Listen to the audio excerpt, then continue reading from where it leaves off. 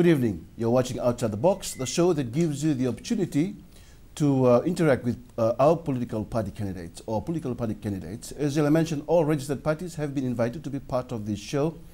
To our daily poll now, yesterday's question was, should the right sizing of the civil service continue after elections? 71.42% responded yes, while 21.42% disagreed. Today's question is, should the housing assistance scheme continue after the elections? Text in your answer, a simple yes or no, to 3592. The poll is opened to Vodafone, Digicel and Ink users. Charges apply. Joining us tonight on the show is Attar Singh from the National Federation Party, and is also no stranger to politics, having contested the general elections more than once. Mr. Singh, welcome to the show. Thank you very much. You contested in 1999, 2001, in 2006 for NFP, and you lost all those elections. Correct. Now, did you not reconsider after you decided to become a candidate once again for the party for this year? Not at all. As far as I'm concerned, these elections are different, and this election needs me. Particularly the workers of Fiji need me, the farmers of Fiji need me, and I had no hesitation in deciding to join the NFP team. Thank you. What are some of the key issues you'd like corrected immediately if your party is given a chance to lead the next government? My issues are, as you know, I am the spokesperson for Labour NIR for NFP, and my concerns are primarily focused on workers' area. As you know, the Bani Marama government has brought in a whole lot of decrees and legislation that has affected worker rights and worker benefits. You were a staunch unionist, right? I have been. And you still are? I am. Will always be, or will always be. And as you know, in that position of mine as a unionist, I have been fighting against these impositions on workers for many years. And I have found that without any success with Bani Marama government, without any success despite the ILO's intervention, we have little option but to enter the political arena and that enter government which will bring about change to benefit the workers. Mr. Attar Singh, Paula from Tadiru is on the line. Paula Mbulavinaka, go ahead and ask Mr. Attar Singh your question. Yeah, good evening. I've got a question to Mr. Singh. Go ahead. My question is, what is National Federation Party's policy on the indigenous liberty in Fiji? Thank you. Sorry, I couldn't get that. Sorry, I think he talked about indigenous liberty, NFP's views and policies on indigenous liberty. Well, as far as we're concerned, all people have the right to enjoy liberty and freedoms, and NFP is a party that has always argued for that, and we will argue to make sure that all people of Fiji, irrespective of indigenous or other citizens, continue to enjoy all the freedoms, fundamental freedoms that they ought to enjoy. Back to workers' rights, you're saying you are concerned with that? There are many concerns regarding that, as you know, Mika. And we in government as NFP, we want to assure the workers who have been affected by the Essential National Industries Decree that NFP government will restore all their benefits and conditions that have been lost as a result of that decree, and will repeal the decree. We also want to make sure that we empower the workers by allowing them to have strong unions so that they can thereafter argue for their own benefits and conditions in future. So you're saying unions, they still have a place in the country? As far as I'm concerned, unions have a rightful place in any democracy. Our conditions of employment and benefits that we currently enjoy, whether one is a member of union or not, one ought to realize that they have come because of the struggles of the union movement. And I think union movement is a necessity in our country if we are to improve the lot of the workers. Right, sugar. Lots have been done about the sugar industry, and NFP is still not happy about that? We aren't. I think we are not happy because the farmers aren't happy. And as you know, many of the farmers are our supporters. Many of them are members of an organization called the Fiji Cane Growers Association, of which I am the president. And we have a responsibility towards these members and farmers. And as NFP, we are in our manifesto saying that we'll guarantee the minimum price of cane to the farmers at $85 a ton. We are also saying that we will provide subsidy to farmers on weedicide and on manure and other inputs up to 50%. We are also saying that we want to make sure that cane access roads in the farms are repaired on a regular basis rather than being repaired only once a year. Lots of promises there. What happens if the party doesn't make it into parliament? Winning a single seat doesn't that happen? That doesn't happen. What will happen to these manifestos, these promises that you've laid down here? Well, firstly, NFP will be in parliament this time around. There's no doubt about it. In fact, we are confident we will be in government with a significant number of seats. Okay. Tell us more about these land master lists of the NFP proposition here. Master list concept, Mika, this is something that we had proposed in 2006. Unfortunately, we were not able to win election that time. What it basically says is that the government will become the lessee. It will lease all agricultural land from the Native Land Trust Board or the Ethiopia Land Trust Board now, and then sublease that to the farmers who want land for agricultural purposes. So it's as simple as that. Thank you. Now, Mary from Nandunuma is on the line. Mary, go ahead. What is your plan on the contract basis of employment of civil servants? Very clear. Thank you, Mary. It's a wonderful question. I have been opposed to contract or fixed-term contract employment myself, and I know that nurses, doctors, teachers, and other civil servants currently are on fixed-term contracts. I think this is an absolute nuisance for workers. Our manifesto says very clearly that NFP government will remove the fixed-term employment contracts, and all civil servants out there can at least take a sigh of relief that after September elections, their employment will become a long-term continued one. This does not only apply to public sector, it also applies to private sector, because in the private sector, the fixed-term employment contract is being abused, and workers don't have security of employment. So this is one key policy of ours. Your party has in the manifesto has something about Section 27 of the Constitution about compulsory acquisition of land. Yes, that is the section that allows the government of the day to compulsorily acquire land, indigenous land. Any land? Indigenous land. And we are saying as a party that we will not exercise that power if we are in government. Why? For the simple reason that there is it is pointless to make landowners unhappy. It's a section with which we know that landowners are very unhappy about. It is causing stress within the community, and we as a party have decided that is one section we will not exercise. Finally, Mr. Attar Singh, you said your party will make it into parliament this time. What about you? Definitely. Definitely? Definitely. Okay, good. Well, stay with us. Joining us next is Ian Simpson from the One Fiji Party.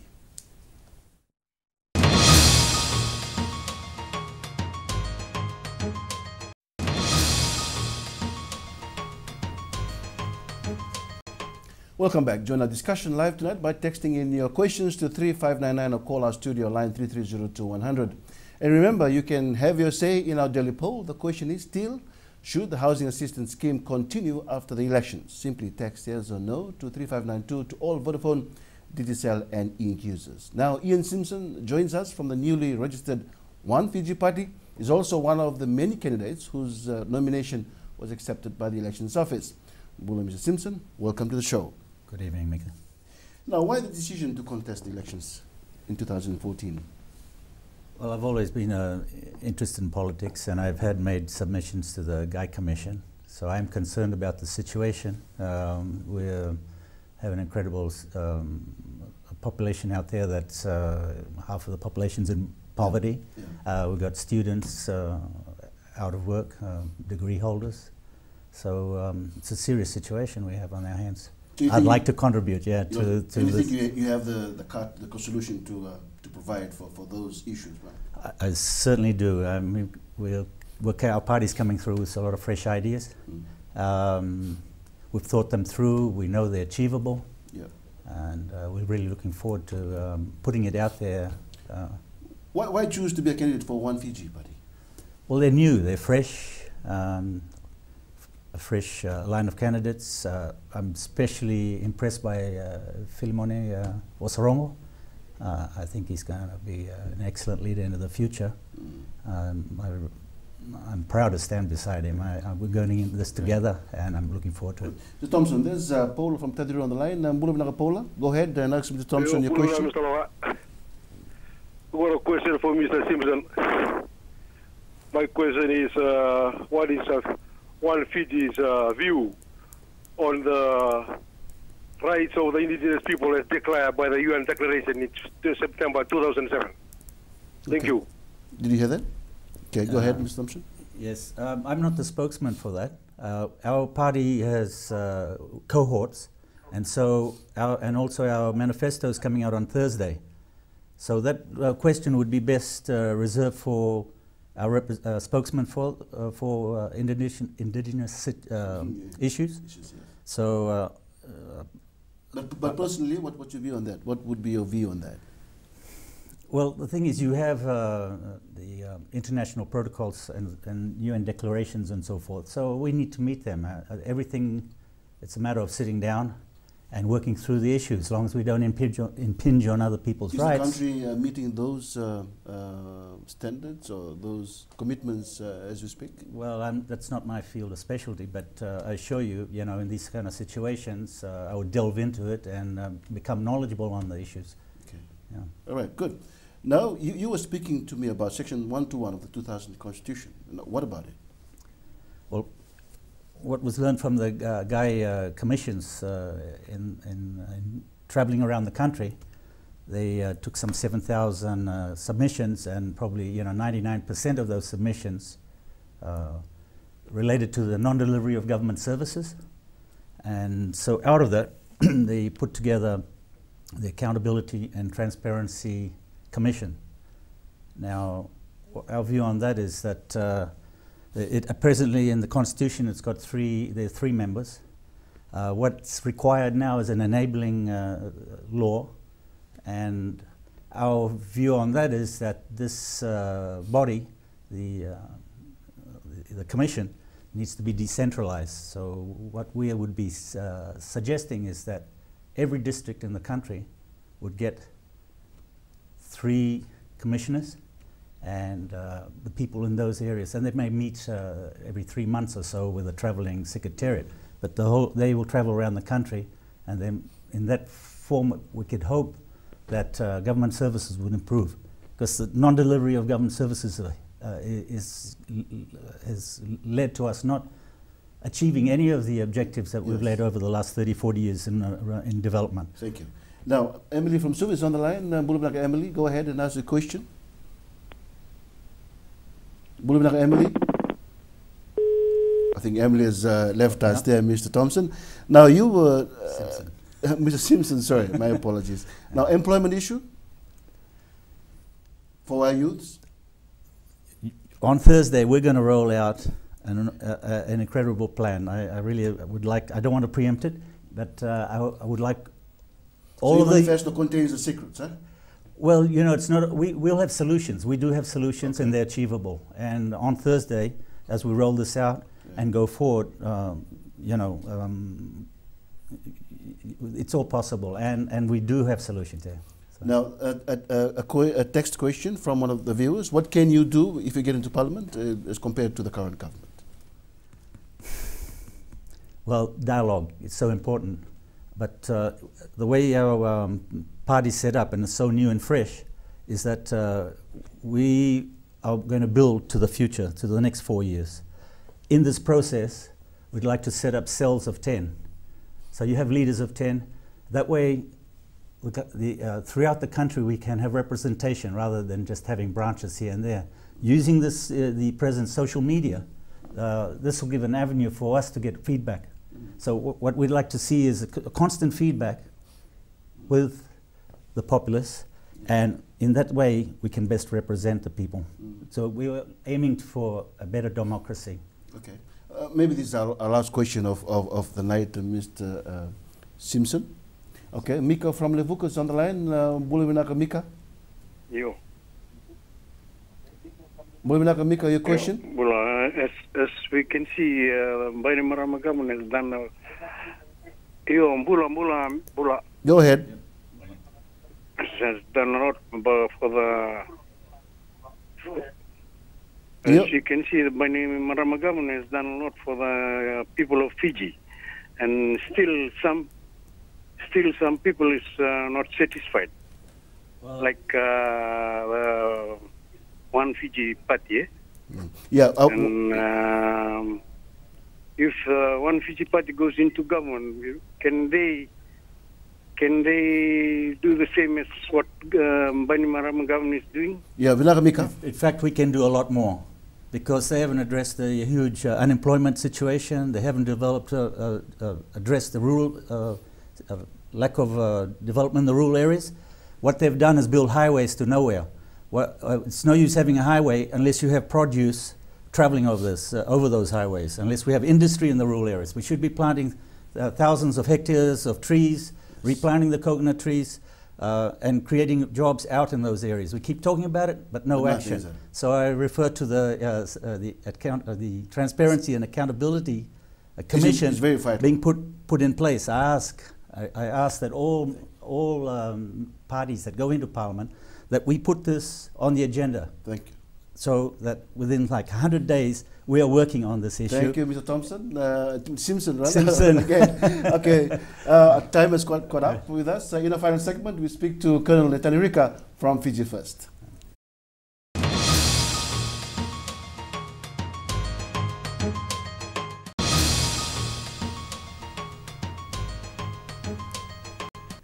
Welcome back. We now feature Colonel Netani Rika from FijiFirst. The former Commissioner Eastern has descended into politics and feels he can make a difference too. Now, caught up with Mr. Rika at Top Line at Mid Road.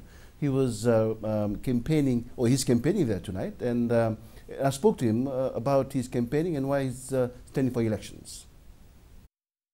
Mr. Rika, welcome to Outside the Box. Thank you very much for this opportunity. Thank you, Mr. Rika. You were colonel in the army, and you were part of the process since 2006, and now you have decided to stand and contest the next general election. Why? Well, you see, I was part of the government, and all the policies are just policies right for this beloved nation. Are you confident that you can win a seat in the next parliament? I believe so. I have faith in the party and the people, and I have that confidence. Okay, that I'll have that. Right. Now, Mr. Rika, your party has been saying all along that indigenous land or customary land is well protected in the Constitution. Eh? Do you agree? Do you share the same view? Of course, of course. It is one of the constitutions that keeps this all this anxiety of the Itoke people. It's well protected in the Constitution, and this is one of the Constitutions that has done that. What do you say to Section 47 of the 2000 Constitution, where it says that a bill may proceed quickly in Parliament? What do you think of that? What comes to your mind when you hear that? Well, that will be determined as we go along, and as for now, the land, as it is stated in the Constitution, it's well protected compared to the other Constitution, previous Constitution. Don't you think that section is saying that the entrenchment of the Native Land Trust Act, or anything to do with customary or indigenous land, that the entrenchment of those land has been taken away? I don't think so, because compared to other constitution, which that the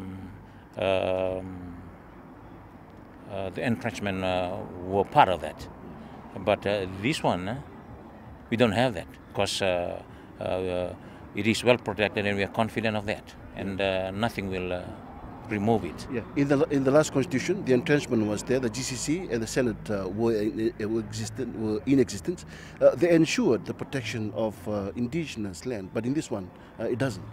Well, the entrenchment worked both ways. Okay?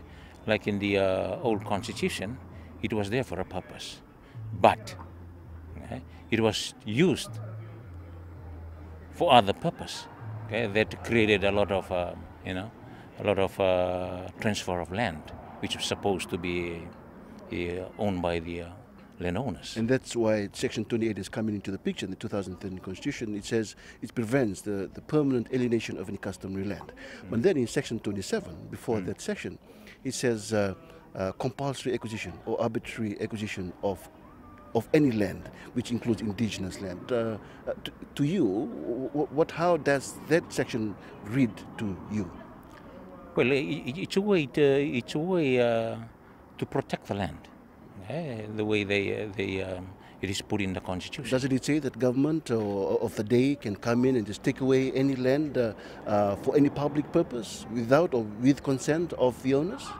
Well, in the constitution it says you cannot do that, but you have to have the consent of the owners. That is very important, and that is what we are telling the people. It is well protected, and if we want land to be used, we'll have their consent for them to, if they are not using their land, it can be a part of the land bank. With consent, you say? Yeah, with consent, with their consent, of course. With the consent. Yeah, with the consent. Despite the compulsory acquisition provision that's in the constitution? Yeah. Now, the land bank, your government is saying indigenous land is well protected in the land bank. Now, other parties are saying, no, it doesn't look that way. No, it is well protected because we have their consent. If the land is used and nobody brought in and are used by the people, and the compensation will go to them, but through their consent. And after the use of the land, if the people are not using it, they'll return it back to the landowner. That's within 5 years or after 5 years if their land is not being leased out. Of course. Now, what happens to their land if it's leased within that 5 years? Yeah, if it's leased, it means that they'll be receiving compensation. But the important thing to understand, through their consent. And the land bank provisions doesn't allow, or doesn't have a provision where landowners can seek legal redress. If anything goes wrong with the lessee or the land use commission, they have there's no provision there to allow them to take matters to court. Do you think they're being deprived of their right to a fair trial, to be heard in a court of law? Of course, that is part and parcel of this operation. They cannot be taken away from them, alienated from them. Probably it's silent in that sense, but it will go through the court process accordingly. So the government will see that it goes through the proper court process. So you're saying the land bank, the land use commission, the land decree in that particular aspect, it allows for landowners to take matters to court if they're not happy with anything. Of course.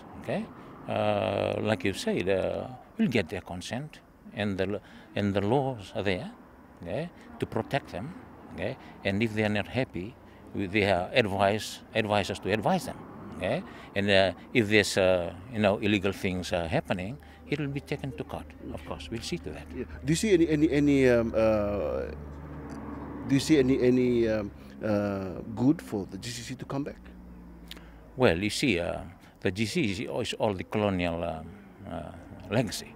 It was brought in then, and nobody ever think of changing it. Up until we realize that it needs to be taken away. But do you believe? Do you agree that the GCC is relevant? They remain as a guidance to native land and to customary owners. I don't think so. Because we have the Itauke ministry who looks all these things, and the chiefs, the Turanga and the Marama, Turanga, they have their position there, in the Vanua. They will be there. They will be part of this, and they have their own connection. So the issue of the GC, Great Council of Chiefs, is irrelevant now, because we are politicizing that institution. Once it's politicized, then corruption and all these activities is, it follows on. Mr. Rika, just finally, why should people vote for you in the next election? Well, I'm here to serve them. I'm here to serve the people. My belief is for leaders to be servant leaders. To be servant leaders meaning you got to be servant first. Servant first so you can serve the people well. Okay, so the bottom line is the people. Okay, regardless of whatever. Okay, the main focus is serving the people. Thank you, Mr. Rika. Thank you very much for agreeing to interview, to be interviewed by Outside the Box. Thank you, Mr. Long. Thank you for this opportunity. Join me again tomorrow as we continue extensive coverage heading into the elections. Good night.